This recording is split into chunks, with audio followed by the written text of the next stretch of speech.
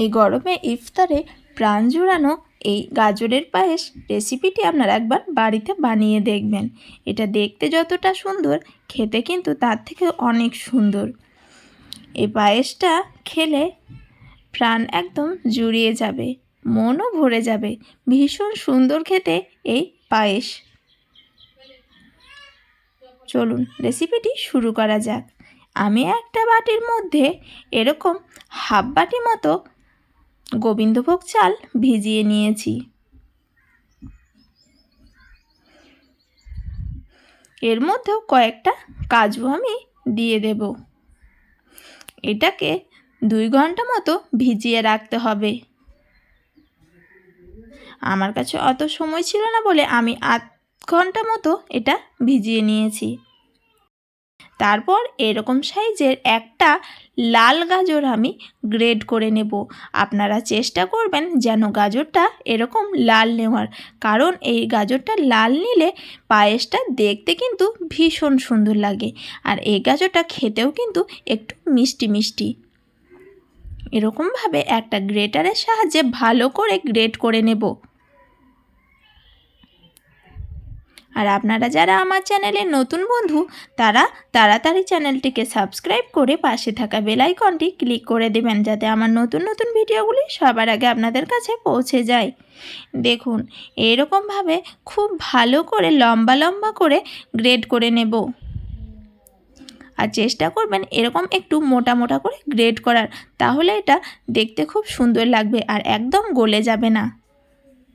আর যে চালটা আমি ভিজিয়ে নিয়েছিলাম, সেই চালটা আর কাজুটা একসাথে আমি একটা মিক্সিতে ভালো করে ব্লেন্ড করে নেব। তারপর যে গাজরটা আমি গ্রেট করে রেখেছিলাম সেটা একটা কড়াইয়ের মধ্যে দিয়ে হালকা হাতে ভালো করে নেড়ে চেড়ে নেব। এর মধ্যে কিন্তু আমি কোনো কিছু দিইনি, শুধু গাজরটা দিয়ে একদম লো ফ্লেমে ভালো করে নেড়ে নিচ্ছি।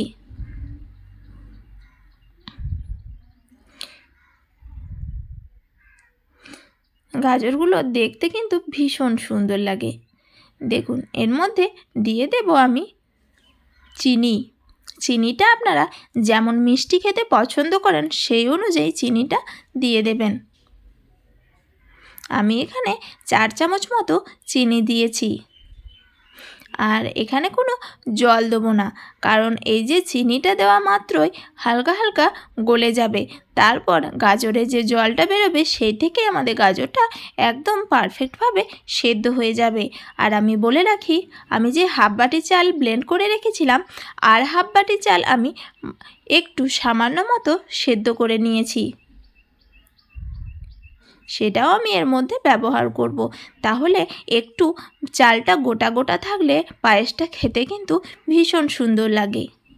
দেখুন কত সুন্দরভাবে গাজরের জলটা বেরিয়ে একদম ভালো করে চিনিটাও গলে গিয়েছে।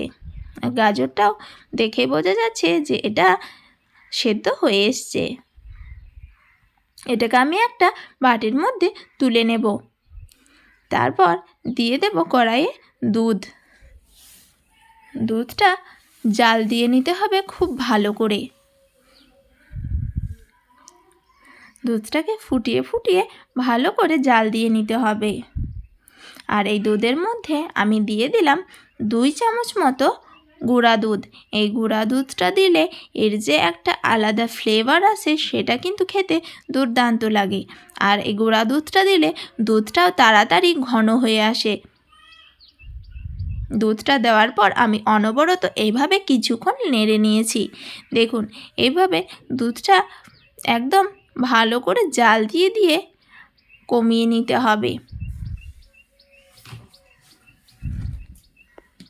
তারপর যে গাজরটা আমরা রেডি করে রেখেছিলাম সেই গাজরটাই দুধের মধ্যে দিয়ে দেব। আর দুধে দেওয়া মাত্রই দুধের কালারটাও কিন্তু চেঞ্জ হয়ে আসবে। আপনারা যদি মনে করেন যে চিনিটা কম আছে, তারপরেও কিন্তু আপনারা চিনিটা দিয়ে দিতে পারেন।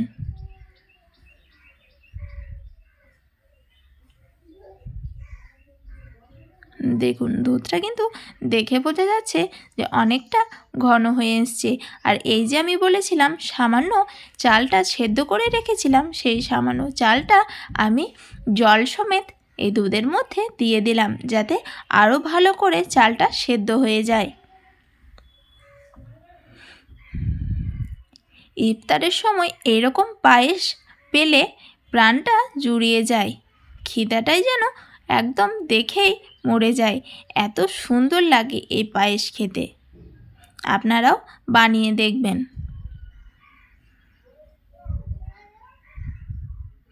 আমি কিছুক্ষণ খুব ভালো করে এভাবে ফুটিয়ে নিয়ে চালটাকে ভালো করে সেদ্ধ করে নেব।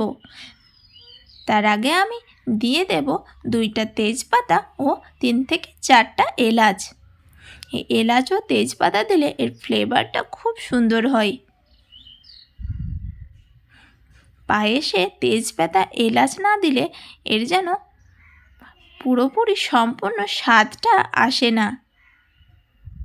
দেখুন গাজরটার কারণে দুধটাও কেমন যেন লালচে হয়ে এসছে, আর দেখতেও ভীষণ সুন্দর লাগছে। তারপর যে আমি চালটা ব্লেন্ড করে রেখেছিলাম, সেই ব্লেন্ড করা চালটাও এর মধ্যে দিয়ে দিলাম। আর চালটা দেওয়ার পর কিন্তু খুব ভালো করে নাড়তে হবে, কারণ চাল দেওয়া মাত্রই এরকম ঘনত্ব হয়ে যাবে। আমি কয়েকটা কিশমিশ ও কাজু এর মধ্যে দিয়ে দেব। দেখুন দেখে আশা করি বুঝতে পারছেন চাল গুঁড়িটা দেওয়ার মাত্রই কিন্তু দুধটা একদম ঘন হয়ে গিয়েছে। সেই কারণে আমি যে গোটা চালটা ছিল সেটা আগে একটু সেদ্ধ করে নিয়েছি, তা না হলে ওই গোটা চালটা কাঁচা থেকে যাবে। দেখুন এইভাবে খুব ভালো করে নেড়ে নিতে হবে। আমাদের পায়েসটা রেডি হয়ে গিয়েছে। দেখে কিন্তু দারুণ লাগছে, খেতেও কিন্তু অপূর্ব খেতে, মানে আপনারা না খেলে হয়তো বুঝতে পারবে না যে এর স্বাদটা কী রকম। রেসিপিটি ভালো লাগলে একটা লাইক দিবেন। আমি আমার ভিডিও এখানেই শেষ করলাম। ভালো থাকবেন ও সুস্থ থাকবেন, আর সবসময় আমার পাশে থাকবেন।